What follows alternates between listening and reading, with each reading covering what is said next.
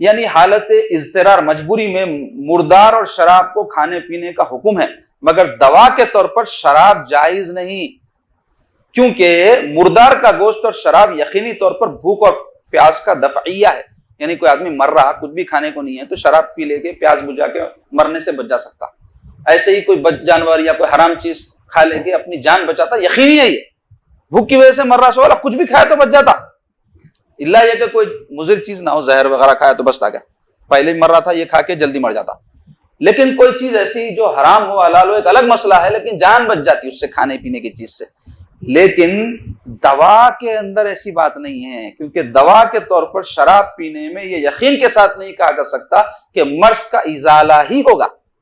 ضروری نہیں ہے کہ شراب سے کوئی بھی یقینی طور پر نہیں بول سکتا یہ دوا میں یہ چیز جو ملی ہوئی ہے حرام قسم کی وہ آپ پیو آپ یقیناً اچھے ہو جاتے، نہیں بول سکتے، ہو سکتے چانس ہے، بول تو چانس کی وجہ سے حرام چیز حلال نہیں ہو جاتی، بول رہے ہیں یقینی طور پہ جس چیز کا نقصان ہے اس کی بنیاد پر ایک حرام چیز کو آپ کے لیے موقتی طور پہ